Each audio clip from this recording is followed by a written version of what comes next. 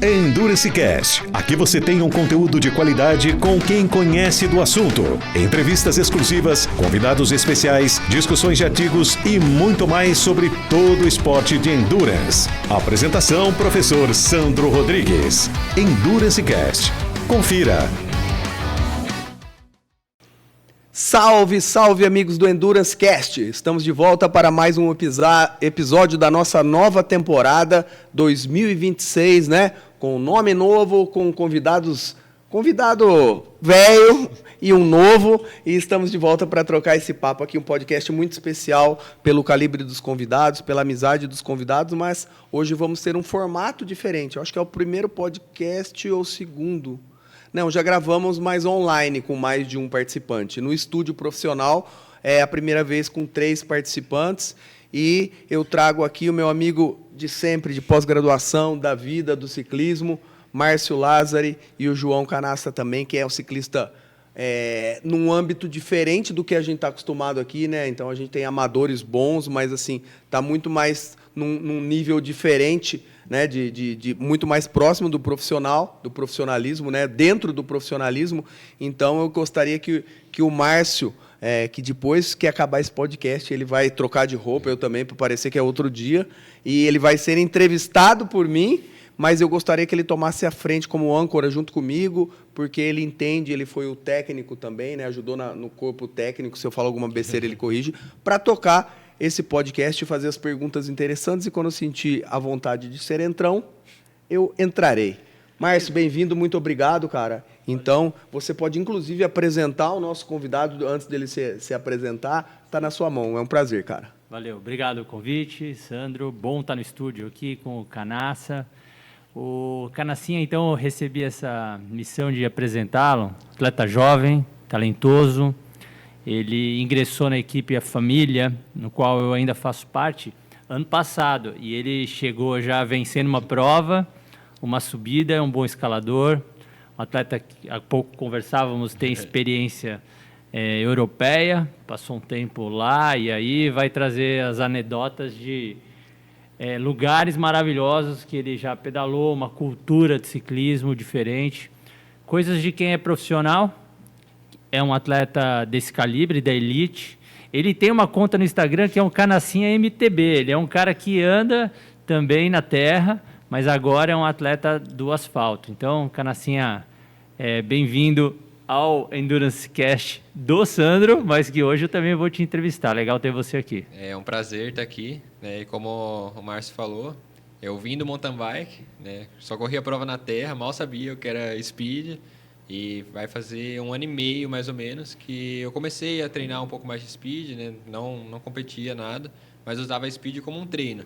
E aí comecei a correr uma prova, vi que na verdade eu era melhor na speed do que na mountain bike, né? Principalmente nessas provas que tem mais subida, que eu me destacava mais, né? Por ser leve, ter uma potência alta por um certo tempo, né? Que depois o Márcio pode explicar para a gente melhor. E eu já tive várias experiências, tive a oportunidade de estar fora na Espanha. É um lugar muito top, a gente pode conversar sobre isso também. E corri algumas provas pela família. Eu não sou atleta profissional ainda, é um sonho, né? Mas eu sou amador, faço faculdade junto, então é uma correria dobrada, mas eu gosto muito do esporte. Eu acho que é uma coisa que vai ser difícil de largar.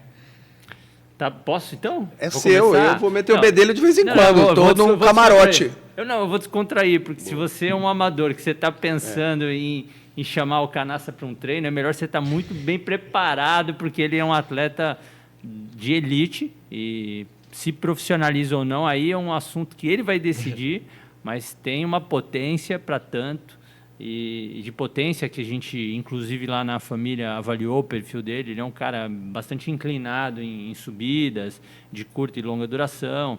Falei há pouco, ele já chegou ganhando numa corrida regional aqui no Brasil, mas essa temporada de 2026 promete. E com esse perfil, quero fazer então a minha primeira pergunta.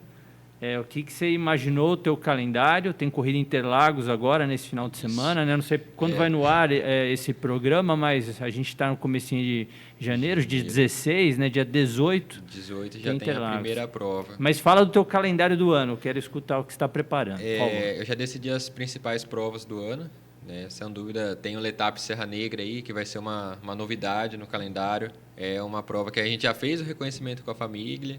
É uma prova que tem bastante serradura, tem tanto subida de 20 minutos como o topinho, que tem uma inclinação de 20% ali.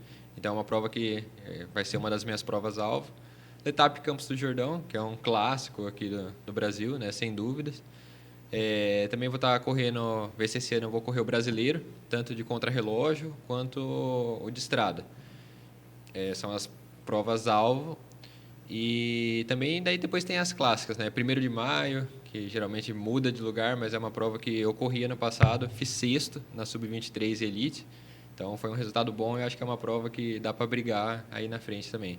Apesar de não ser a prova que é um perfil meu, porque é subida curta e circuito, né? Mas eu consegui me segurar ali e deu um bom resultado. Pô, posso? Segue o baile. Segue o baile. Porque o Sandro falou há pouco que o público que assiste a gente é o público da corrida, é o público que gosta de endurance, é o público do triatlon. Esse público de endurance gosta e olha um pouco do mountain bike, conhece um pouquinho do ciclismo de estrada. Você é um atleta que anda forte, está lá na dianteira do pelotão, mas sempre tem uma dica que eu acho que você pode deixar. Você falou que está estudando educação física, eu imagino? Medicina. Medicina? Você está estudando medicina?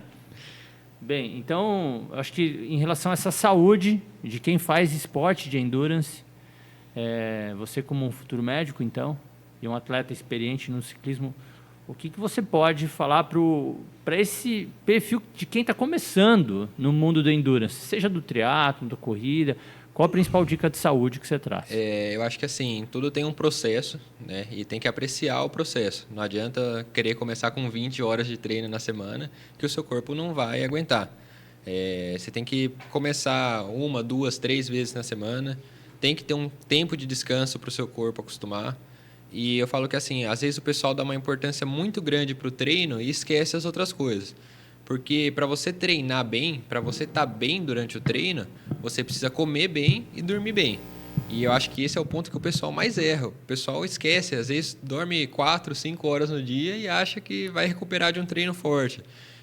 Come muito pouco carboidrato, o pessoal tem essa noia de perder peso, só que você acaba perdendo performance junto, né? Então tem que ter esses 2 pilares, que é o sono e a alimentação, para depois você colocar o treino. Então, acho que assim, primeiro vem o sono e primeiro a alimentação, e aí depois você define o quanto você vai treinar, né?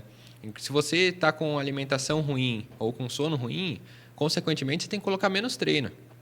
Agora, quando você encaixa esses 2, aí você começa a ver uma evolução. Foi isso que eu vi praticamente no último ano, assim, foi o que eu mais evoluí no geral. Não precisa se prender a essas métricas, logicamente, não precisa seguir dieta extrema, tem que ter esse escape também, né? Tem que ter um tempo, Natal, família, amigos, aniversário, tem que ter, né, essa abertura. E acho que isso é o que faz muita diferença também no mental do atleta. Faz sentido, Sandrão? Faz muito sentido e é muito legal essa parte de introdução a quem quer ingressar, que você falou, né? Mas eu queria aproveitar o gancho, Márcio, até para você fazer esse meio do caminho aqui, já que, como você e ele mesmo falaram, né?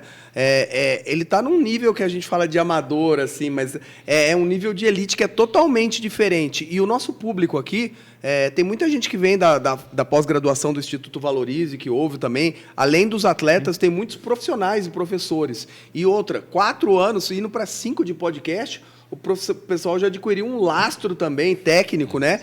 Então eu queria que vocês trocassem uma ideia, você fosse mediando para saber essa diferença na tangibilidade de watts dele para o que a gente chama de amador, do amador como eu, você que corre, ou dele. Qual é o tamanho dessa diferença? E ele visitando a Europa, passeando lá, como falou em off para a gente aqui na Espanha, se depois essa diferença de lá para cá também passa para ele, dele para a Europa, da mesma maneira que o que a gente chama de amador, você deu risada e falou, tangibiliza um pouco isso para a gente, para o pessoal que está acostumado a eu trazer meros mortais aqui que gostam de brincar como a gente, mais gasta dinheiro, mas não faz propaganda com bicicleta do que rende, né? Do filme Os Endividados. Puxando o fio aí, uma coisa que eu acho bem legal é que às vezes o pessoal se prende, teste de FTP, né? O quanto que é o seu FTP, mas também esquece que FTP não ganha prova, né? Não. Por isso que eu começaria perguntando outras coisas antes. Bora. Tá? Então, vamos lá. Tua idade. Bom, eu tenho 20 anos, fiz em dezembro, né? Então, tá bom, isso razoavelmente já novo. começa a situar já bastante da natureza, da maturação biológica e do entendimento assim de quantos anos você está no esporte, essa é a segunda pergunta. Que eu conheço o que é bicicleta, que eu aprendi a pedalar faz 6 anos. Então, Tá bem. não venho desde criança, né? Muita gente tem, assim, na família, atleta e tal, a minha não. Foi por causa de um tio meu, um amigo dele começou a pedalar, ele também era mais gordinho, assim, né? E aí comprou bicicleta, falou, compra uma aí pra gente dar umas voltinhas de mountain bike. Nossa, no começo, primeiro pedal que eu fiz de noite, de tênis. De rodinha. Não lembrava como andar de bicicleta. E assim, eu já queria pegar e vender. Essa diferença vai aí para 13, 14, né? Tava com 15 anos. Eu ganhei a bicicleta minha, que foi uma Calloyzinha Explorer, né? De entrada, mas também não tão básica assim. Mas tinha 15 anos, tinha acabado de fazer 15. Então, foi uma experiência assim. No começo eu não sabia que existia competição, não sabia nem o que era andar clipado. Mas já né? se divertia, já né? se divertia. Que é uma já caí muitas vezes. É uma primeira fase que deve sempre acompanhar, né? Todo mundo que está no esporte e tolera bem treiná-lo, tem que se divertir de certa forma. Sim, eu acho que para você não ter esse desgaste mental, né? Uma coisa que você tem que fazer é aproveitar o treino. Tem treinos que são muito duros, tem treinos que são longos, tem hora que você fala, nossa, o que eu estou fazendo aqui? Mas você aproveitar, às vezes, por mais que seja, separar 30 segundos, tirar uma foto de um lugar diferente. Pô, daqui a um tempo você aí. Olha e fala, pô, aquele lugar que eu treinei... já valeu. Já valeu entender que você tem um espírito que a gente fala que o endurance, ele bebe disso, né? Sim. Tem que ter esse contato com a natureza, com seus colegas, tem que ouvir o seu corpo, tem que desfrutar desse momento. Aí outra coisa, vamos lá. Horas de treino por semana e qual é o treino mais longo que você faz na semana? Bom, eu sou um cara que eu sou meio suspeito de falar porque eu adoro um volume alto. Para mim, 20 horas eu falo que às vezes é pouco, né? Na semana? Na semana. Então, assim, meu treinador às vezes até fala, você pede mais treino, não tem mais aonde eu colocar treino pra você. E isso é 20 horas só na bike, né? Sem contar questão de pilates, né? Alongamento, você faz 10, 15 minutos todo dia. Faz fortalecimento respiratório também, comecei a fazer um tempo atrás. Então, se contabilizar tudo, mesmo você vivendo do esporte, gira aí em torno de umas 25, 30 horas na semana. O treino mais longo que eu tenho feito ultimamente vai do objetivo da prova, né? Mas eu adoro fazer treino de 5 horas, 6 horas, né? O pessoal fala que... Vê o Pogacar falando que adora fazer 5 horas, 10 sprints no começo, 10 sprints no final para ver como que o corpo tá. E eu gosto também desse tipo de treino. Eu prefiro muito mais do que fazer, às vezes, 1h30 muito forte. Eu prefiro rodar 5, né, ali num Z2 alto e ver até onde eu aguento na parte do endurance. Eu confesso que eu gosto bastante de treino de longa duração. É muita coisa para o padrão médio, se pensar um triatleta, né? O triatleta, ele amador, treinando uma prova longa, ele nem no pico de treinamento ele vai conseguir somar as 20 horas na semana. E, obviamente, ele vai também dividir esse tempo entre outras disciplinas, nadar, fazer musculação, fortalecimento, vai fazer massagem, recovery, etc.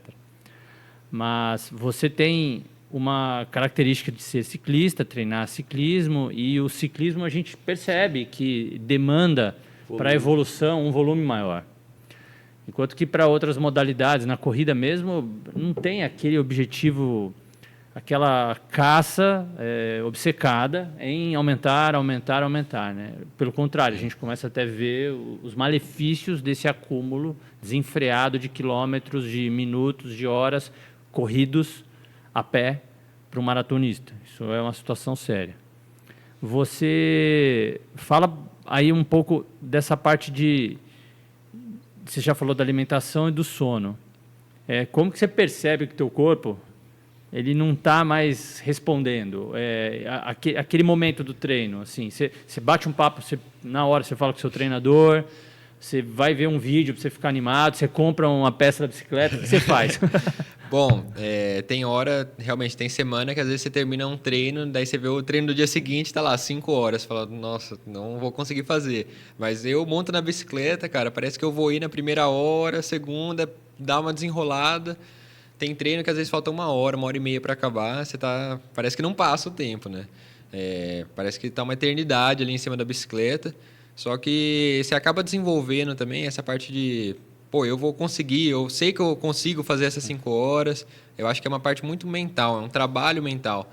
Às vezes tem, principalmente em treino intervalado, né? Você tem blocos com intervalos de alta intensidade. Você terminou um bloco, você está exausto, está com o coração lá em cima. Daí você fala, nossa, só 5 minutos de descanso. Esses 5 minutos eu acho que é mais importante do que o bloco em si. Porque é uns 5 minutos para você se concentrar de novo, respirar de novo e falar, eu vou fazer o próximo melhor do que eu fiz o anterior. Você dá uma adaptada na hora. Se você sentir que precisa aumentar um pouquinho ali, 2 minutos, sim, seja para ganhar um respiro extra para terminar. E às vezes o lugar que você está não é tão favorável, né? Às vezes é um sobe e desce. Então, por mais que você perca às vezes 1 minuto a mais, 2 de descanso, e fazendo uma subida de novo, que é um lugar que vai ser mais favorável para você fazer o tiro, né? É muito mais vantajoso e você não vai ter tanta diferença fisiológica. Outra coisa também às vezes, você não acorda 100%, né? Mas não é por isso, tem dias, lógico, que a gente fica doente e tal, e não tem muito o que fazer. Tanto que a prova que eu acabei correndo lá em São Paulo, teve uma que, nossa, foi um dos piores dias, tive intoxicação alimentar, tudo. É verdade. Chuva. Bike Series lá, terrível. Então, isso é uma coisa que o atleta tem que lidar com isso. Você tá com a minha capa de chuva, eu lembrei agora. Você tá com a minha capa de chuva, inclusive, hein? Eu acho que tá com o Brunão. Tá bom, né? Então, mas assim, mesmo assim, nesse dia... É coisa que você tem que lidar, né, com ele serviu a equipe no limite. Então, ele estava ali para atender, ser um gregário. E ele estava, claro, assim, o Bruno a gente se encontrou, estava chovendo, às 5 da manhã já estava chovendo, eles saíram de casa pedalando para ir para a prova, estava debaixo de chuva. E aí eu encontrei com o Bruno lá, ele falou, cara, o Canassa passou mal, dormiu na casa do diretor da equipe, do Bruno Giordano, da família. E ele falou, não está legal o Canassa, poderia fazer uma boa prova hoje, mas não sei. E ele foi, e ele entregou tudo que ele deu no limite e ajudou a equipe. E a gente fez um resultado, a gente fez um pódio com o Lucas. E você conseguiu ajudar bastante, aí foi legal. E é justamente nessa parte, né? Apesar de você não estar 100% no dia, você tem que dar o seu 100%. Às vezes, treino intervalado é o melhor exemplo, né? Você está lá, a potência está mostrando no seu Garmin, tem potencial-alvo de entre 400, 450. Cara, não está chegando nem nos 400. O que eu vou fazer? Eu vou deixar o treino de lado? Eu, particularmente, não gosto de fazer isso, porque o psicológico no meu próximo dia afeta. Apesar que tem gente que fala, não, vou tirar o PS e reorganiza a semana. Eu faço no meu limite daquele dia. Ah, potencial é 400. Eu vou usar uma frase agora. Você ouviu essa frase várias vezes lá no Tech Bike, quando o Sandro estava ministrando o curso. Não tem gol feio. Feio é não fazer gol. Exatamente. Gol feio é não fazer gol. Exatamente. Então, assim, porque é uma diversidade que você vai criar uma prova. É que aqui no Brasil é difícil a gente ter voltas, né? Mas quando a gente tem prova de mais de um dia... Cara, no segundo dia você não vai estar fresco. Você vai estar muito cansado. Você pega Brasil Ride... Isso já é lição para quem corre, entende? Isso já é lição para quem pedala, para quem está no triatlo. Né? No próximo dia você não vai estar 100%. Só que você tem que ir lá e você tem que fazer o seu máximo. Então, por exemplo, eu rodei 5 horas no dia anterior. No próximo eu tenho um treino intervalado. Minha potência não está chegando em 400. Eu vou deixar de fazer o treino? Não. Só que eu vou fazer com 300. Porque até você ficar fazendo... O dia que você está ruim, 300, 300, 300. Vai ter um dia que você vai estar ruim, só que você vai fazer 320. Aí você vê que você está evoluindo mesmo estando... E olha aqui que coisa interessante, né? Que eu queria que vocês falassem, porque o Canassa já falou aqui. No início de podcast, ele falou 2 coisas ali que às vezes o atleta amador, o amador pangaré, que a gente fala, que paga assessoria, ainda que o cara perde treino e quer fazer 2 um dia. Primeiro ele falou, pare e tira foto. né, no Isso, treino dele. é isso. E agora ele falou, ó, o meu número tá dando lá 320, hoje não é para entregar 320. Hoje a gente sabe que o limiar, esse número que a gente quer, ele transita. Ele, de um dia para o outro, é o seu limiar para hoje. E lógico que ele falou, você tem que ter coerente, e um dia tem o filho e fala, não, se eu treinar, vou me estourar. Hoje é dia de eu ficar quieto. Então, assim, tem muito atleta pangaré, mas que vê aquele número e tá todo lascado, entrega, isso aí pode ser um gatilho de uma lesão. Então, ele falou de parar e tirar foto no meio do treino, sim. E a gente cansa de ver Pogacar, esses caras no meio do treino zoando, tirando sarro um com o outro. Fala um pouco desse contexto, porque tá uma noia do cara que é um atleta pangarezão e aí fica bitolado naquela planilha, né? Paralisar por análise é um problema sério dos tempos modernos. É o paralysis by analysis, a frase em inglês lá. E a outra é essa de começar a ter superavaliação e começar a ter uma certa desmotivação, por dizer, em função de não tá melhorando todo dia, como se você melhorasse todo dia. Então, se um atleta profissional, Pogacar, que você falou, brinca com a equipe, come um alimento que não é aquele previsto na dieta, porque a temperatura mudou, ele estendeu o tempo além do que estava previsto, porque não estava numa condição boa e teve que furar um pneu e aí demorou mais tempo e começou a sentir mais fome. Se eles batem foto, comem um pão de queijo no meio do treino, porque você, né, que está em casa, o amador, não vai fazê-lo? Eu acho que é essa a mensagem.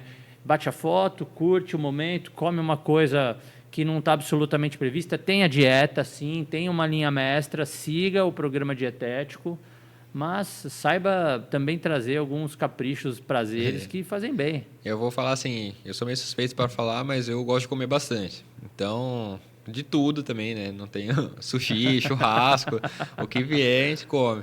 Sempre fui magro, tenho essa vantagem, mas às vezes a dieta manda você comer mais ainda, né?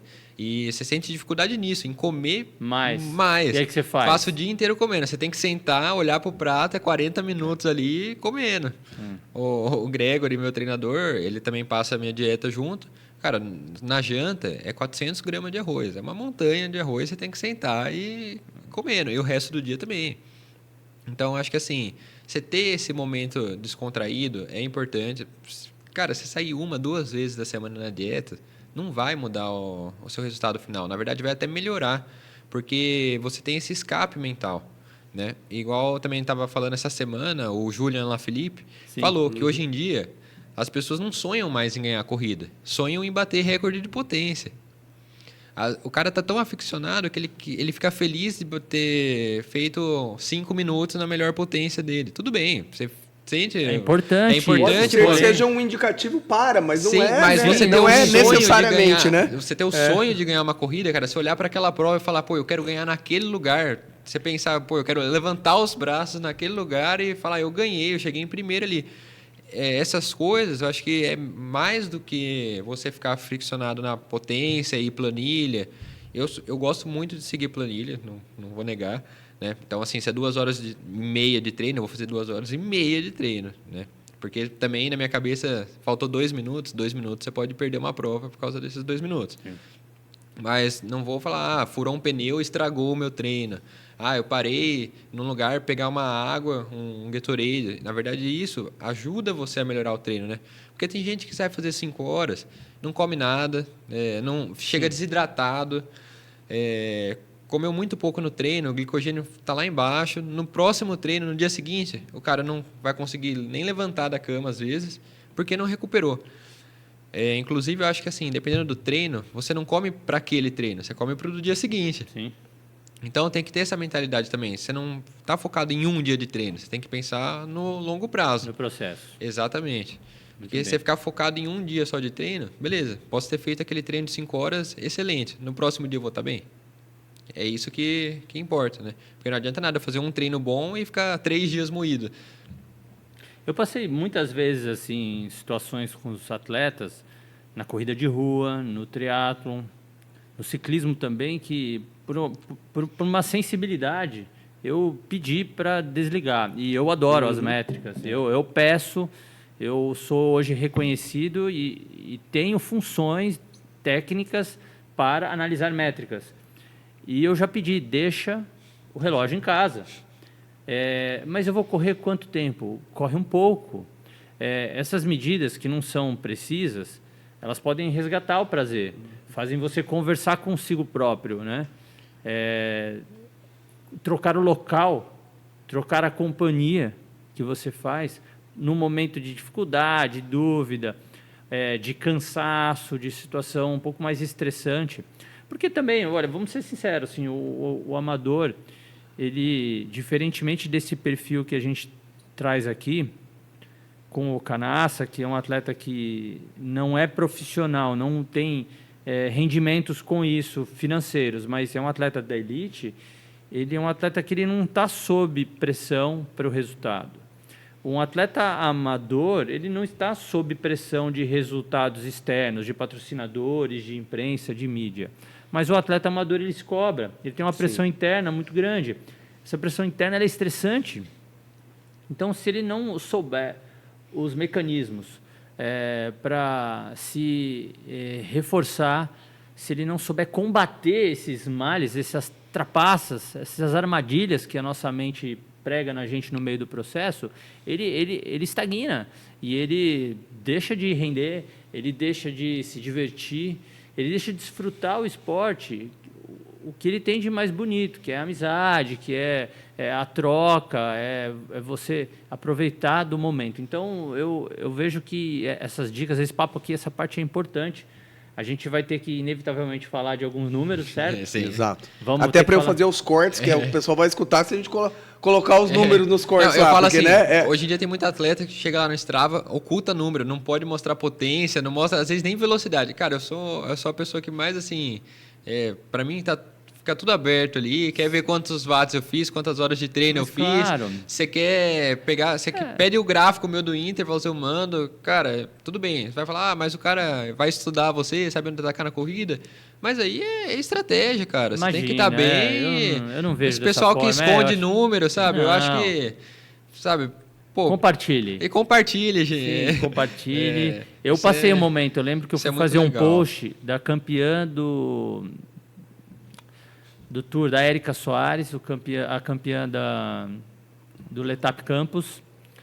E aí eu perguntei a ela, você tem algum problema que eu divulgue seus números? Ela falou, não sei, né? Eu falei, olha, eu estou percebendo que você está um pouco preocupada, mas pensa que hoje não é só uma tendência internacional as pessoas compartilharem. Você não está colocando a tua estratégia de prova ali em números. Ainda que eu faça um recorte, ainda que eu destaque alguma competência que ela tenha desenvolvido, eu vou estar apenas levantando algo depois da prova, depois do treino. O que se processou ali durante, né? Sob calor, na hora que você está batendo guidão com guidão, ou na hora que você está correndo, que você está cansado, ou que você está com a cabeça pensando em outras coisas e não só no treino. Essa situação, ela exige muita habilidade, e ela não é analisada na hora. E nem é para ser. É depois. Então, assim, compartilhar é mesmo poder ilustrar só alguns números. O ciclismo, a gente tem provas de contrarrelógio, que são provas que têm um ritmo muito mais constante. Então, um maratonista amador, um corredor, ele tem um pouco mais desse perfil mental, ele depende desse tipo de ritmo constante, essa intencionalidade ela é importante para o corredor ou para a corredora, seja de bike ou a pé. Sim. Agora, quando a gente está falando de um atleta de mountain bike, que já tem uma largada, parada, enfileirado, e essa fileira é determinada pelo ranking de outras competições, quando ele tem uma largada com uma buzina individual, praticamente assim, 10, 15 atletas num gate de largada apertadinho, essa situação ela é mais combativa, ela exige uma prova de começo muito forte e depois uma prova que assume uma outra dinâmica com uma chegada forte. isso é uma outra característica, um outro perfil, que você viveu isso. Uma coisa que eu concordo muito é o que ele falou, cara. O número, assim, não vai definir se você ganha a prova, né? Não vai. O feeling, saber que horas você vai saltar numa fuga, que horas você vai se guardar. Pô, você tá muito emocionado, você tá gastando muito ali na frente, você pode ter o melhor FTP, cara. Se você não souber o que fazer, não tiver uma boa dinâmica, não adianta nada você ser forte. Sim. Né? Agora, você, assim, diante disso que eu te falei, assim, ter um começo forte, ter uma prova constante, quer dizer, você é um cara que hoje você está em diversas provas, que tem demandas diferentes. Você está em provas de ritmo constante e você está em provas de ritmo variável, sim, certo? O que você gosta mais de fazer? É a primeira pergunta. E como que você treina para essa prova que você gosta mais? Bom, eu gosto mais das de ritmo constante, né? Até pelos meus números, assim, eu consigo manter uma potência, um watts-quilo alto, né? Então, se tiver subida, melhor ainda. Mas prova de contrarrelógio, uma prova que tem 2, 3 serras, ou uma subida ali de 10, 15 minutos, eu sei que eu posso ficar mais guardadinho no pelotão e na hora que chegar ali eu só dou um ataque, mantenho esse ritmo constante até o final. São as provas que eu gosto mais. Corri muita prova de vira e arranca, né? A maioria, Copa São Paulo, sim, os rachões aí da vida, tudo circuitinho, né? Às vezes de 2, 3 quilômetros e vira e pancada, vira e pancada. Eu, por ser leve, tenho mais dificuldade nessas provas, mas é prova que eu comecei a pegar um pouco mais o jeito, você tem que estar ali sempre na frente, né? Que é o clássico critério que o pessoal chama lá fora. É uma prova que geralmente o pessoal que é um pouquinho mais pesado tem um pouco de vantagem na potência bruta. Minha potência bruta não é tão alta, eu geralmente falo... Porque você é leve? Exatamente. Meu FTP é 330, o de muita gente deve ser 330, né? Mas daí quando você joga pelo peso, vai beirando aí uns 5,5 watts-quilo, por aí. Potência de 1 minuto, minha não é tão boa assim, era uns 540 watts, por aí. Esses dias, inclusive, eu bati a minha de 10 minutos. Aí você fez um post especial. Tem que ter. Você faz um videozinho ali no Instagram, depois, como se não tivesse batido 210 batimentos, como se tivesse bem pleno. Você bateu 1 minuto recentemente? Não, de 1 minuto não. De 1 minuto eu bati lá na Espanha. Tinha um segmento perto da onde a gente tinha a casa ali, que era uma subida, cara, que dava 1 minuto, só que era punk a subida. Viu, Sandrão? Já tava pensando, ele vai para a corrida no domingo, bateu o recorde de 1 minuto agora, ele estava calibrado para fuga. Aí, ali, naquela subida, o pessoal disputava, né? Porque fica no segmento, todo mundo que já passou na casa correndo ali, né? Mas o com ali é meio difícil. Mas a gente entrava, cara, moendo na contramão ainda mesmo para subir ali, mas era legal, o pessoal disputava. Essa de 10 minutos que eu bati recentemente, eu acho que foi 360 watts por aí. Também tentando pegar com aí nessa... Mas olha os números, né, que a gente começou a brincar, falou que já é diferente, o pessoal já tem uma noção agora dos atletas que a gente vê comumente aqui pelos números que ele falou, né? Nesse contexto, o Canassi e Márcio, a gente sabe de uma diferença, porque, por exemplo, os amadores que estão na nossa assessoria, são nossos atletas, nossos alunos, normalmente a gente sempre fala que é uma competição para a grande maioria dele com ele mesmo. Então a gente tem que um número a bater, um tempo a bater, que você depois de fazer uma prova. E normalmente os atletas de elite que competem, você não compete com você compete com outras pessoas. Na verdade, contra. A gente compete com, né? Não é contra de inimigo, mas é contra. Então, assim, o quão e que horas esses números ajudam, enquanto você toca o foda-se para esses números aí, né? E só em quais números são que você sabe que ali vai comprometer sua prova e que hora você olha para eles, né? Porque a gente vê, traçando um paralelo com a maratona, os caras de elite competem sem relógio. Sim. Né? Então, assim, não é esse termo. Então, é uma pergunta para vocês dois. Até onde esses números, que número você olha, quando você olha para ele e quando você vai no hoje eu tô bem, hoje eu não posso olhar porque o cara que eu vou competir, se ele fugir agora, eu quero que lasque meu número. Exatamente. Eu acho que assim, você não pode deixar o número de lado, você tem que ter mais ou menos noção dos seus parâmetros. 20 minutos, consigo manter 330. 5 minutos, consigo manter 400. Então, você ter mais ou menos essa ideia, você já consegue direcionar para a prova que você vai correr. Na prova, pode acontecer um ataque antes que esse ataque ganhe a prova. Mas a sua estratégia é aquela. Você pode arriscar, ir junto.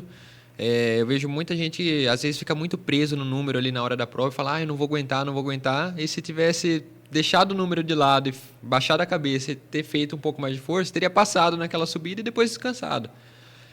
Mesma coisa, ter esse tempo de que fuga que eu vou saltar, que fuga que eu vou ficar. Se você demorar, às vezes, 1, 2 segundos para saltar na fuga, você vai gastar muito mais. Então, acho que o número é importante, eu diria, mais no treino do que na prova em si. Na prova é bom você ter uma noção do que você vai fazer e dos números que você tá mais ou menos ali.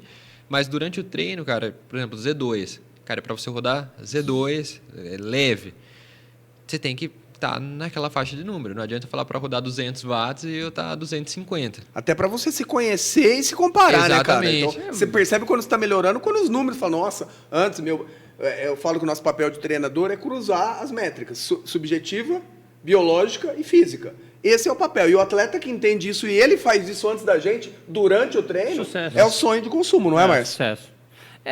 Como você falou, eu vejo que qualquer dispositivo hoje é para educar, é para acelerar a curva de aprendizado.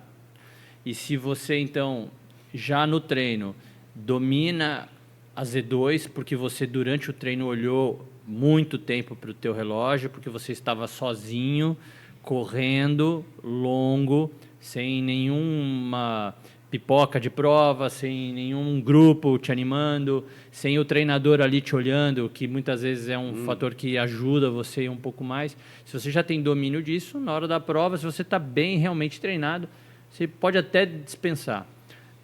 Mas é sempre uma questão de aprender. Se você sabe qual é a sensação física da Z5, se você sabe qual é a sensação física da Z1, se você treinou isso e você precisa da Z5 e da Z1 na hora da prova, você vai saber acessar essas zonas. Para competir bike, por exemplo, é até perigoso você ficar olhando o tempo inteiro. E monitorando o tempo inteiro. É um segundo Quando pra você você escapar tá num de uma grupo, queda ali. Exato. Está num grupo, você pode se machucar por conta disso. Pode machucar outros por conta dessa tua irresponsabilidade em olhar demais. E como você falava, tem o momento onde eu tenho que responder você falou saltar na fuga, tem gente que não sabe o que é isso, né? Se tem um grupo que dispara, você vai perseguir esse grupo, você precisa responder isso rapidamente. Se você ficar se monitorando, perdeu o tempo, já não consegue mais acompanhar, ou vai tentar acompanhar e vai gastar muito mais energia para chegar lá. Então, situação de ter que usar o dispositivo, sim, mas acho que para aprender e ganhar autonomia. Os quenianos, africanos, a gente viu agora na São Silvestre, a gente vê nas maratonas, as provas pelo mundo, combate, homem a homem, mulher contra mulher, é isso, é olhar qual é a distância, controlar a distância, fazer o controle de competição, de ultrapassagem, e nem tanto de pace. Agora, via de regra, a gente sabe do que a gente está falando aqui. Os amadores realmente precisam ser educados no processo, começar inevitavelmente aprendendo a controlar o ritmo, saber o que é correr um 600, correr um tiro a 4,30 por quilômetro por 300 metros. Tem que absolutamente dominar isso para depois ir para a prova. Isso é bem legal, por exemplo, até no Tech Bike, né, que a gente fez o teste lá, eu fazendo sem olhar para o relógio. Né? E você já tem o atleta, quanto mais ele treina, ele vai ter essa percepção de esforço. Quando você pega um cara que é mais amador, está entrando no esporte, ele sai rodar Z2. Só que às vezes ele pega uma subida que ele entra um pouco mais embalado na subida, ele se anima. E por mais que o batimento dele às vezes não estoure, mas a percepção de esforço dele é como se ele estivesse em Z2, só que ele está gastando ali. Ele não tem essa percepção de, vou tirar um pouco o pé e só manter para não estragar meu treino. Aí o cara faz isso 20 vezes no treino. Já saiu ali do que estava planejado. A longo prazo, isso é ruim. Não é que, às vezes tem um treino regenerativo, vou fazer um sprintzinho de 15 segundos brincando com o pessoal. Beleza. Mas você ficar fazendo isso o tempo inteiro no treino... Tá fazendo outra coisa. Exatamente. Por exemplo, eu vejo, às vezes sai treinar com um amigo meu, ele tem só o relógio de pulso, então não dá para ele ficar olhando, ele não tem o ciclocomputador. Cara, às vezes eu tô ali em Z2, entra numa subida, ele acha que manter a velocidade que ele entrou na subida, ele está mantendo o mesmo ritmo, mas não. Ele está aumentando o ritmo. Então, até o atleta amador entender isso, que não é... Eles se importam muito com a velocidade média, principalmente no ciclismo. Cara, a atividade tem que dar mais de 30 de média, 32.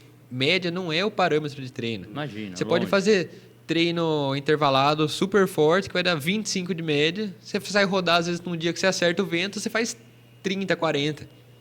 Então, acho que a primeira coisa é o pessoal saber o parâmetro que ele está usando e aprender isso ao longo do tempo, né? Tá focado ali no treino até ter a percepção que... E isso ajuda também, não só a longo prazo, né? Cara, você chegar na prova e saber, eu fiz o treino do jeito certo, do que eu precisava. Então, você chega sabendo que você tem aquelas qualidades. Pô, eu fiz intervalo de 5 minutos, fiz de 10, fiz de 1 minuto. Aí lá na prova, a hora que você estiver na subida que vai durar 10 minutos, você sabe que você aguenta porque você fez no treino e você fez direito. Isso. Então, a parte mental ajuda muito. Você chegar na competição acreditando no que você trabalhou, acreditando no que seu treinador passou, acreditando no que você comeu, nos dias que você dormiu, cara, você vai muito melhor. Quando você chega na competição, tipo, não acredito muito no que eu fiz meia boca, você já perdeu ali, né? Eu falo que não precisa ser perfeito, mas tem que acreditar no seu trabalho. Perfeito. Tanto que... Não precisa ser perfeito, perfeito. Que assim, eu já tive vários treinadores, né? Eu tô com o Gregory há 6 meses. Cara, ele é um cara que acredita nos alunos dele, né? Então, assim, ele manda mensagem todos os dias. Ele pergunta como que tá, se tá comendo bem. Por mais que tem dia que você não quer falar com ele, mas ele vai mandar mensagem para você. Ontem ele ligou, cara, ficou mais de 20 minutos conversando e coisa assim, sabe, do dia a dia. Então, eu acho que o atleta acreditar no treinador e o treinador acreditar no atleta é o primeiro passo. Linda mensagem. Corte fantástico, hein? Sim, a chamada do podcast vai ser essa. Porque assim... Marcou aí, Brunão. Já tive treinadores que, beleza, o cara passava a planilha para mim, mas eu, sabe, parecia distante, parecia que o cara não acreditava no meu potencial. Inclusive, isso é uma das coisas que eu mais vejo lá fora, que eu tive a experiência. Os treinadores de lá, cara, eles são muito próximos dos atletas, muito.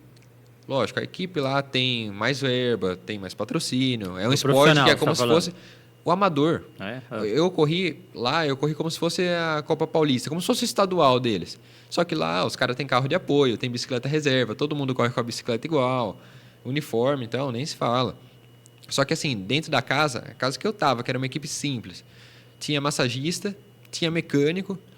Cara, então assim, tem equipe que o treinador tá lá com os caras todos os dias. Sai treinar em equipe, o cara tá dentro do carro ali, apoiando, come isso, come aquilo. Criar esse vínculo com o treinador, eu acho que é muito importante. Porque ele te conhece, ele acredita no seu potencial, vai passar mais treino, vai falar, precisa melhorar aqui. E o treinador tem que ser sincero, essa é a verdade. Tá bom ou não tá? Né? Também porque não adianta nada eu fazer um treino Z2 lá, meia boca, e ele falar, tá bom, e é isso, e continuar fazendo aquilo. Tem que falar, corrige isso, melhora aqui, tá parando demais, não tá parando, tá comendo muito, não tá comendo. Sim. Então, acho que esse vínculo é a perfeição, assim, para chegar bem na prova. Você tocou num ponto interessante, você foi para a temática que eu ia abordar dentro do nosso tempo aqui, né? Que você teve essa experiência de vivenciar também, ir para a Europa ali, viver isso. Então, assim, eu acho que tem um delay cultural também ali, né? Além do que você falou, tem um lance de cultura que envolve não só o ciclista, toda a população, a cidade, esse contexto. E você viu também esse range, essa diferença tão grande que isso faz toda a diferença, né? Porque cada dia que a gente sai para pedalar aqui é uma aventura, você não sabe... Você não sabe se vai voltar. Dobra a quantidade de vela, você olha pro seu filho, você fala, putz, será que eu continuo nessa modalidade aqui? Não, a minha mãe demorou muito tempo, agora que ela tá um pouco mais acostumada, assim, mas ali minha mãe demorou muito tempo para aceitar eu sair treinar sozinho todo dia e não saber que horas que volta, né? Porque às vezes tem 3, 4, 5 horas, você roda 180, 200 quilômetros. Não sabe o que acontece. É importante você deixar uma cópia da planilha com ela, pra ela ter uma ideia. Eu falo assim, e às vezes, o celular fica no bolso, fica no mudo, tal, manda mensagem, cara, você não vai ver a mensagem. Mas às vezes fura pneu, rasga, tal, tem que ligar. A hora que você liga já fica preocupado, né? Mas ela demorou, agora que tá assim mais tranquilo, né? Sim. Eu diria. Mas é uma diferença muito grande. O pessoal não faz ideia. Até você ir lá. Traga exemplos práticos pra gente. O futebol deles é o ciclismo. O que a gente gosta de futebol aqui, lotar estádio, ter camisa assinada, conhecer, esse cara jogou em tal lugar. Lá, você tá... Cara, eu fiquei no norte ali da Espanha, né? Região divisa com a França. O ciclismo lá é muito forte, só que na Europa inteira né? Mas ali é realmente muito forte. Às vezes a gente ia para a prova, né? E a cidade, todas que a prova passava, simplesmente parava. O pessoal na beira da estrada para assistir. E gente que às vezes nem pedala.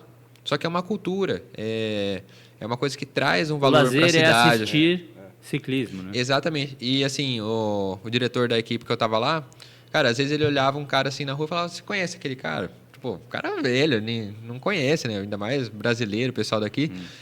Esse cara aí já correu o Paris-Roubaix, esse cara aí já foi 3 vezes Tour de France, sabe? Sim. Então, tá ali no meio. Eu acho que essa cultura a gente tem aqui no Brasil, assim, que a gente mais se aproxima é a São Silvestre, quando a gente vê as pessoas que estão ali transitando na rua ou saem das suas casas para assistir as pessoas correndo, porque tirando isso, cara, eu realmente, lógico, acho que no Brasil recentemente teve a Copa do Mundo em Petrópolis, assim, acho que foi um padrão, assim, que as pessoas pagaram um ticket alto para fazer parte de um show, né? Não, e lá, assim, é bizarro, cara. Às vezes tem na gente Europa que é fica... outlier, né? Tem gente que fora, fica fora 2 padrão. dias em um motorhome esperando para ver o cara passar por 1 minuto, nem isso. Não, e não é de agora, né? Quando a gente fala cultura, que é uma coisa que já vem de muito as tempo. provas, cara, as provas lá, eu corri uma, chama Anchola, é uma clássica lá. Larga numa cidadezinha que é no País Basco, cidadezinha minúscula. Sim. Você olha o start list da prova, tem um panfleto que você recebe com todos os corredores, o trajeto, onde vai passar e os ganhadores das edições passadas. A prova tem mais de 80 anos. Nossa. Você olha os ganhadores da prova, é tudo cara que já foi profissional, que saiu dali, você tá vendo, é uma prova amadora, que o cara saiu dali e virou profissional. Lá o nível é outro, o condicionamento é outro e as provas são outras. Aqui no Brasil, a gente vê prova de 1h30, 2 horas, circuitinho fechado. As provas lá, 120 é pouco. Tipo assim, você cria uma cultura de resistência, cultura de assistir prova, aí com isso o que tem? Crianças fazendo, tem muita gente envolvida, pais, familiares. E o incentivo lá é tem maior. Uma mídia, imprensa, você tem patrocínio e você tem um esquema Uma coisa assim, que profissionalizante. a gente então, estranha muito. O círculo ele fecha, né? Exatamente. Uma coisa que a gente estranha muito é que, por exemplo, assim, aqui no Brasil, é um dia de prova, corre todas as categorias. Tudo bem, só que você vai em alguma prova aqui no Brasil, categoria sub-23, tem quantos? 10, 15? É uma pena. E assim, mas se fosse na Espanha, ele se descobriu, a gente falou com 15, 16 anos aqui. Nossa, se ele se lá descobrisse com 10, 11, que diferença ia fazer na vida dele, pro esporte? E ali, exatamente, entra essa parte. Lá, as corridas não largam todas as idades junto. Por exemplo, assim, domingo, vai correr só sub-23. Mas não é. O pelote do sub-23 tem 230 pessoas. Tudo sub-23. Sim, muita Outro gente, dia da elite. qualidade. Exatamente, qualidade muito alta. Tanto que, assim, as provas lá, o esquema é um pouco diferente, né? Porque são circuitos, só que é um circuito, às vezes, de 30 quilômetros. E eles fecham a rodovia, os lugares que você vai passar, meio que em tempo real ali. Não fica fechado o tempo inteiro da prova. Então, se você ficar para trás, às vezes você toma 4, 5 minutos, você já é cortado. Porque então, vai abrir cara, às vezes você larga, dá 40 quilômetros, por mais que você esteja num pelotão, todo mundo, tchau, passou um carro vassoura, É um jeito tchau. e tanto de você incentivar E aí, você a andar tipo mais assim, rápido. e o pior é que assim, passou, daí depois não tem organizador nada, você tem que voltar para na largada por sua conta. Então isso, tipo, para quem não Até tá pela acostumado, quantidade, né? exatamente. Vai levar como, Tipo assim, tem os carros de equipe e tal, né? Se precisar, você põe a bicicleta no carro de equipe e volta dentro do carro. Mas senão você volta por si. Cara, é bizarro, porque tem equipe que a equipe inteira é cortada. Né?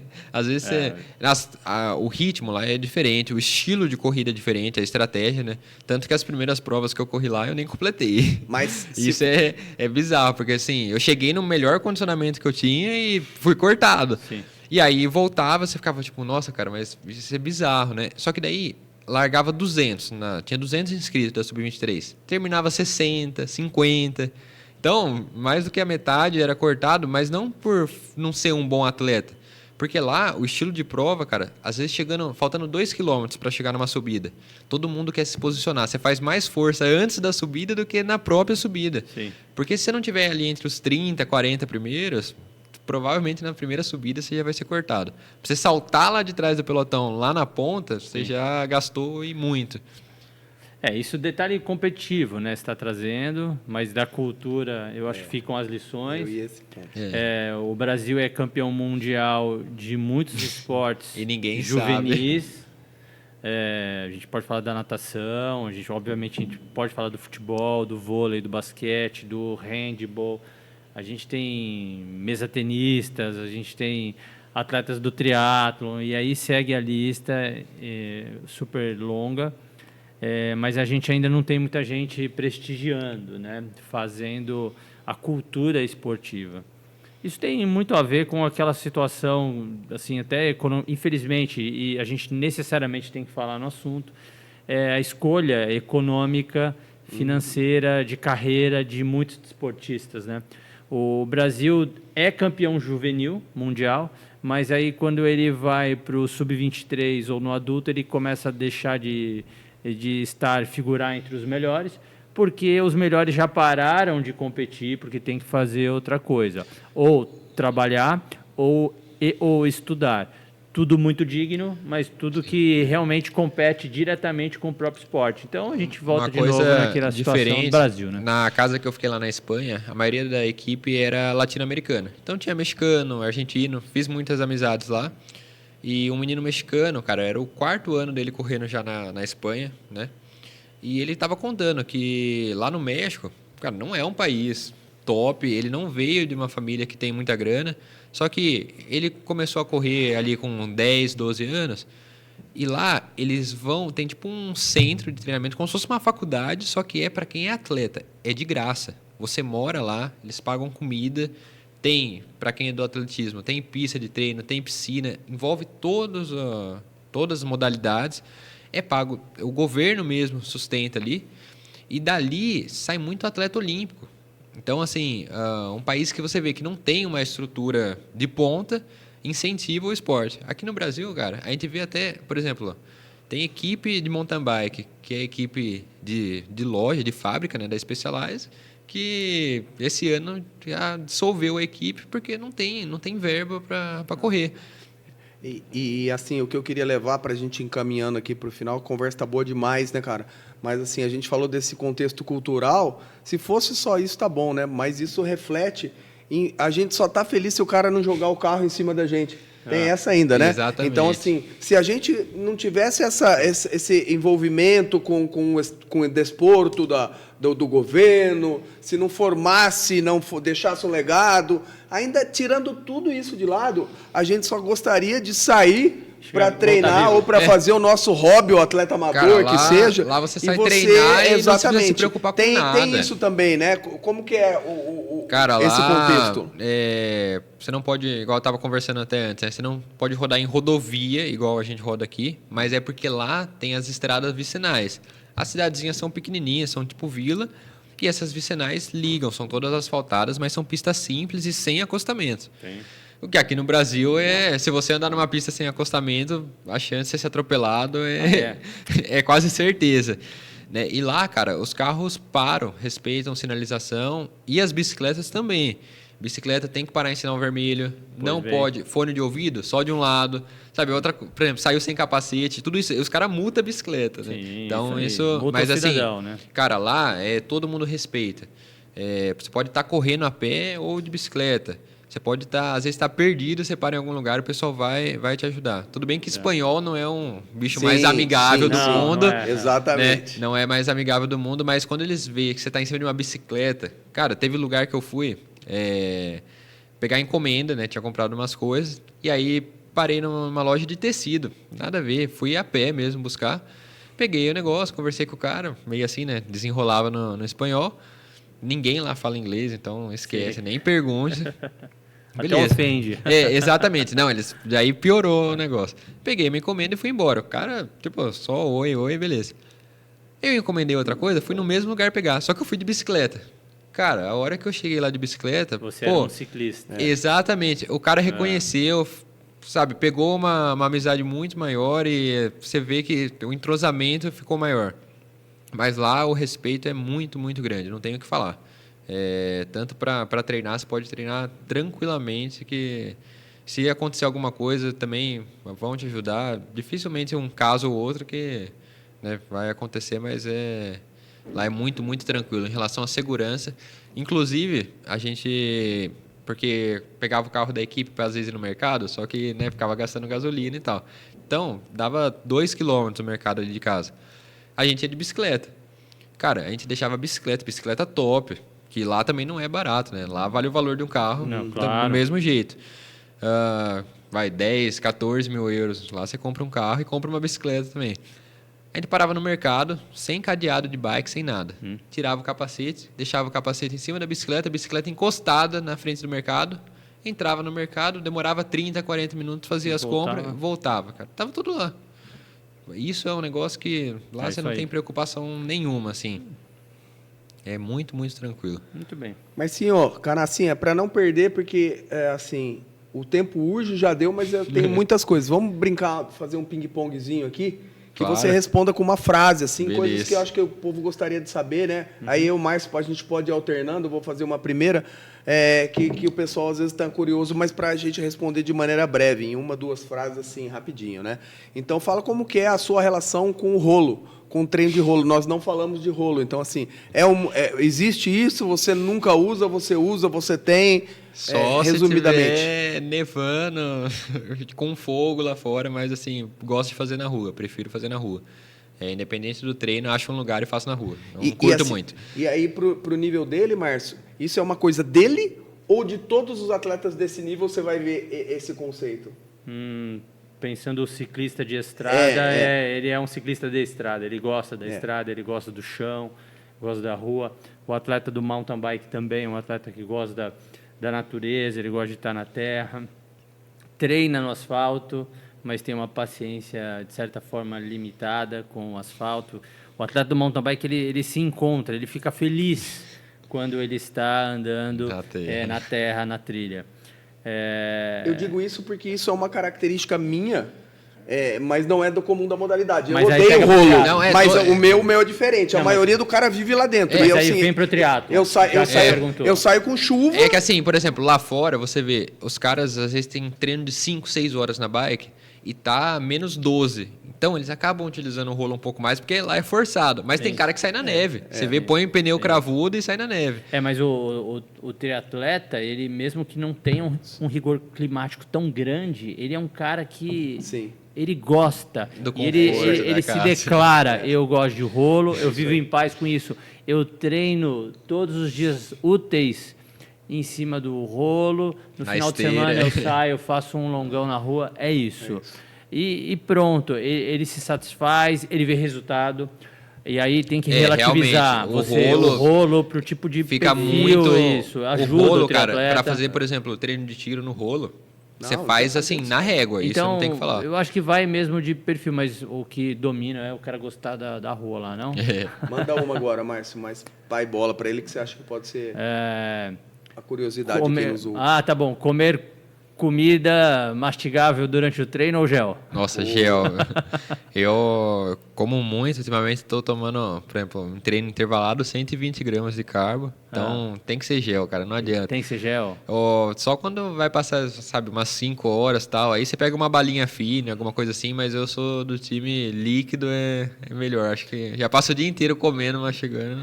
E como que foi mais essa adaptação gradativa, né, Canassi? Assim, porque até você sempre que falo, gosta, tem que começar... assim, se você mudar para água, você vai se cagar todo Sim, também. Né, exatamente. Cara, tem que começar, tipo assim, ó, 60... Para achar que é privilégio. Exatamente. Meu, boi cagão. Eu sou conhecido pelos meus amigos como boi cagão. Cara, é duas coisas. Gel de carboidrato e bicarbonato. Tem que ir de pouco. Até seu corpo adaptar. Começa com 50, 60. Gel com palatinose. Dificilmente, cara. Eu acho que assim, tem que ser uma coisa que é fácil absorção. Colocou palatinose, empapuça tudo, não vai ser legal, né? E quanto mais você vai colocando a quantidade, mais você vai vendo isso. Mais difícil fica de comer, você tem que comer mais vezes, água, tudo. Então, é um treinamento também, né? Tanto... eu tenho mais uma. Então, última minha e depois vamos para a última sua, beleza? Tá bom, beleza. Então é isso aí. Agora sim, se tiver que falar para assim, porque hoje em dia eu falo que a bike é igual carro, igual tênis. Qual que é o melhor tênis? Cara, todos os tênis hoje são bons. Exato. Qual que você gosta mais de usar? Na minha época do Márcio, né? Porque o carro bom era o Chevrolet, porque Fiat era duro, né? E o outro, eu não sei, só tinha aquele. Não, hoje em dia, mas assim, qual das marcas de bike que você gosta de equipamento que para você é seu número, né? E se você concorda com isso ou se não. Não, tem uma que é melhor que a outra, assim. Não, realmente, cada uma tem seu propósito. Tem bike que é mais aero, mais pro plano, tem bike que é mais pra subida. Só que hoje avançou tanto, cara, que as bikes aero têm o peso das bikes de subida. Bom, se eu tivesse dinheiro ilimitado, com certeza eu iria de Cervelo, a Cervelo S5, que, cara, é uma bike aero animal e pesa 7 quilos, que é a que o Jonas usa, ou a aero do Pogacar, né, que é da Conalgo. Cara, aqui no Brasil a bike, na versão standard dela, chega por 150 mil, né, mas as bikes de ponta hoje em dia que tem tecnologia absurda. E qual assim. que é a sua? Bom, eu tava com uma Cervelo, só que China, né? Mas, cara, também não tem que falar. Os quadros China hoje em dia tá vindo bons, com uma qualidade... Não, e as gigantes fabricantes estão cortando. Né? A linha de produção é toda lá na China. Exatamente. E assim, o quadro que aqui no Brasil original se paga, 30 mil, da China se paga 5. E achando um cara que você vê que a qualidade é boa e tal, cara, você pega o quadro na mão, é quase idêntico. A minha pergunta era menos tecnológica. Era...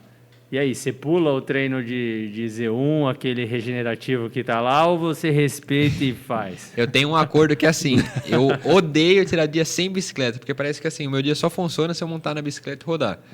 Hoje, por exemplo, foi um desses dias, que teoricamente seria o dia off total. Tá. Só que, cara, se eu passar o dia inteiro sem fazer nada, ainda mais de férias agora, eu fico olhando pro teto.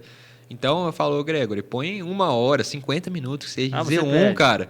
Eu gosto de ir na padaria tomar um café, então não gosto de ficar sem rodar. Eu prefiro rodar que seja 1 hora leve do que ficar sem rodar. A pessoa fala, mas só vai dar 28, 30 quilômetros. Tá, cara, mas tem que fazer alguma coisa. Então eu tenho mais uma desse ping-pong aí também. E o seu horário para treino, né? Então é isso aí, para sobreviver, falando de Brasil. Que hora você treina e se for o que eu tô pensando, que hora você dorme? Bom, eu gosto de ter horário bem regrado, assim, o máximo possível, né? Só que fazendo faculdade o negócio fica meio punk. Minha faculdade é integral, então todo semestre muda. Isso é... Você tem que semestre? Não bate a conta fazer medicina e ciclismo. E 30 horas. Tá 30 horas. Quanto Eu tô indo pro 5º semestre, né? Então, tô começando o 3º ano. Cara, é assim... Se tem aula cedo, 6h30, eu já sei que eu vou ter que treinar ou no horário do almoço ou de noite. Então, assim, eu vou pela grade horária minha. Onde tem espaço, eu encaixo treino. A faculdade tem academia, isso é bom. Então, querendo não dá para fazer alguma coisa ali, né? Um fortalecimento, um spinning, alguma coisa. Só que bicicleta, às vezes eu saio da faculdade, eu como dentro da sala de aula mesmo, pego, saio da faculdade, me troco rapidão em casa e saio treinar 11 horas, meio-dia. É o que tem que fazer. Tem dia que é o dia cheio mesmo, às vezes a gente passa no hospital, né? Daí passa o dia inteiro cheio. Não tem que fazer, tem que tirar descanso ou acordar de madrugada ali e fazer uns 50 minutinhos de rolo. Só que agora que eu tô de férias, aí eu acordo cedo e tal. O ideal, deixar a refeição pronta para não errar e dormir, eu gosto de dormir cedo. O pessoal fala que eu sou velho. 9 horas por aí já tô deitado dormindo já. 7 horas é a janta e passou disso. Não, mas é mais um caso, né, Sandrão, do cara que quer fazer o esporte, quer treinar e tá achando o tempo, né? Ele tá buscando o tempo, a gente não é que a gente vive sem, né? A gente acha, né? Lógico, quando tá na época de faculdade, às vezes tem que tirar um pouco o volume de treino e tal, mas 20 horas, eu acho que depois você pega o jeito, é o volume do sucesso, eu falo. E uma coisa legal é que, por exemplo, assim, você corre no domingo, tal, viaja no sábado, aí às vezes você ganha a prova, às vezes você perde a prova, tal, o pessoal pergunta, mas o que você vai fazer no dia seguinte? Cara, no dia seguinte eu vou acordar e vou treinar como se eu não tivesse ganhado nenhuma prova. Posso ter ganhado o Letap no dia anterior. No dia seguinte, cara, eu vou fazer o que tiver na planilha para fazer, eu vou comer a dieta que eu tenho que comer, porque na próxima semana... Tem um cara que não ganhou na semana passada e ele tá ali fazendo a dieta, tá treinando. Tá ali nas suas costas. Vai exatamente. E você ganhou semana passada. E daí, cara? Na próxima semana é outra prova. Você tem que treinar como se você não tivesse ganhado nada. entendeu? Mas eu sim, acho ó, que isso é Pega legal. essa, hein, ó. Te deu cansaço em casa, a preguicinha, porque você tá reclamando Pega esse de tapa na acordar. cara. É, o Pega pessoal essa. que fica esperando o tempo perfeito para treinar. E já fechando da minha parte aqui, né, não com pergunta, mas com agradecimento também, e essa empatia surgiu também lá no Tech Bike, no evento de excelência organizado pelo Márcio, que eu tive a honra de palestrar lá, e o Canassa estava participando, mas também a gente vê que o cara tem que ter alguma coisa diferente, né? É assim, porque quantos talentos não tem essa coisa de, talvez provavelmente vem de família, de cultural, Sim, o cara fazendo sim, medicina, consciente das zonas de Sim. treinamento, né? E a gente sabe que isso é mais a sorte da sorte ainda, atípico, porque se você quiser pensar um talento que vai ser um moleque que sofreu, que estava lá em Araras, mas no canavial, literalmente. Não, cara, né? e- Esse cara que o sofrimento da vida vai fazer ele ser um atleta e esse cara não consegue ter essa consciência que ele tem de fazer medicina, de vir. Mas entender. talvez um encontro dessas duas personagens aí que você Isso. descreveu, eu acho que Nossa, é uma isso pessoa aí. real e um personagem, eu acho que esse encontro é maravilhoso, é divinal. E se acontecer, É isso ele mesmo. como médico atuando dentro do esporte ou incentivando outras pessoas no estilo de vida na mudança, vai ser maravilhoso. Né? É que eu quis dizer que ele sobrepõe a todas essas dificuldades que nós falamos de cultura, porque Sim. ele ainda tem consciência da coisa, porque quantos caras que nunca subiram numa bicicleta, não sabem o que é bicicleta e seriam um talento para o ciclismo, quantos desses exato. que vão ter, Não, né? e eu achei assim por acaso, né? Porque a minha família não tem ninguém que pratica esporte. Tipo assim, não tem. E aí meu tio, por acaso, encontrou a bicicleta, e eu, por acaso, encontrei. E assim, hoje em dia, cara, por exemplo, lá em casa, antes o pessoal é viciado em coca. Hoje em dia, só coca zero, sabe? Eu comecei a também mudar um pouco. Minha mãe e minha avó não praticam esporte. Mas a alimentação, sabe? Essas coisas você vai colocando no dia a dia, coisa que você nem imaginava, né? Então, acho que isso é bem legal. Você muda a família inteira, querendo ou não, um esporte assim em si. Sim. Então é isso, cara. Queria te agradecer, colocar esse porém aqui, porque foi muito legal você ter se deslocado, vindo para cá e conversando com você, agradece. Márcio, meu irmão, você é figurinha carimbada, sabe quanto eu gosto de você como ser humano, como profissional.